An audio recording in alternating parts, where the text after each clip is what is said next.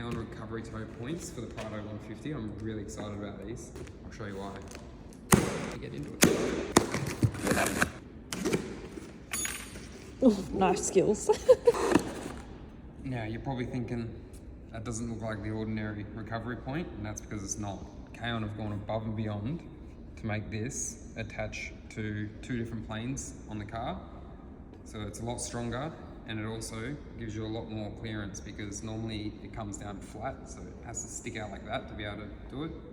K-on have made it so it's horizontal, tucks up to the car a lot better. These come in a grey or a red. We went for grey just because we didn't want it to stand out. The only thing red on our car is the tail lights. All right, time for us to install these now. The kit comes with all the hardware required. The only other stuff that you're gonna have to grab is some copper ease. You just gotta chuck it on the threads, stops it from binding up and also seals the thread. First, what you're gonna wanna do is clean the surfaces on where it's gonna be mounting. Now that we've cleaned that, it's ready to install. You have supplied these 3 washers. The washers are for if you don't have a bull bar. If you have a bull bar, well then there's already a plate there which you're gonna fix to, but we don't have a bull bar, so we're gonna need these washers, and they just go between the vehicle and the plate. These are compatible with both the FJ Cruiser and the Prado because they're a very similar platform. Furthest back hole is for the Prado. This one towards the front is for the FJ Cruiser. So this one will just be an empty hole. So you'll just have the 1, 2, 3 fixings. Your hole might be a bit... No, I don't want to talk about people's holes, eh?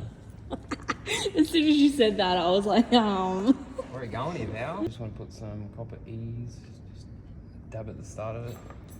And then most probably, if you've been off-road and stuff, there's nothing that's normally in this hole, so it might be full of stuff. So you might have to like try and wind this bolt through to clear it out. That makes it easier when you're fitting it up. Now we've got the Nordlock washer and then the big washer because we don't have a bull bar.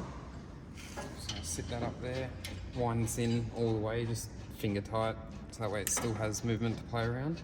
For this last hole, there's no nut in the chassis, so we're going to need to use this fancy gadget, and it's got 2 notches on it. The back notches for FJ Cruiser and the front notches for the Prado. We're putting it on Prado, so we just want to bend that. Now we've folded this to 90 degrees, we just want to slide that in there like so, and then aim for this hole right here. Now we just want to get our washer. On the back hole, you need to have a washer on either side of the plate, so it goes Nordlock washer and then a washer, and it's going to go like that over the plate. So you want to slide that in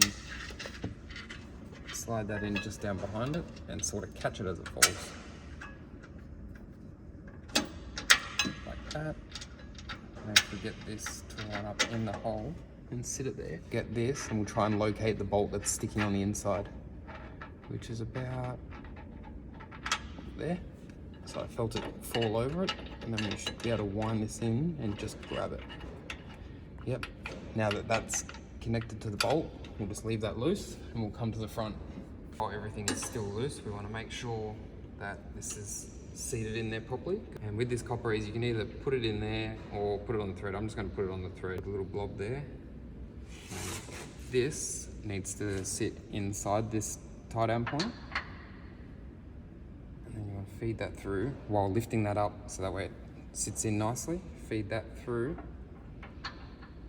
And then find the hole. Just wind it in.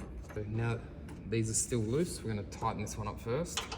The reason we want to tighten this one up first is because it needs to seat perfectly in the cutout, and if you go ahead and tighten these ones up first, it might not be perfect here. So you just do that one up first and then do these ones up next, and it'll pull it in tight.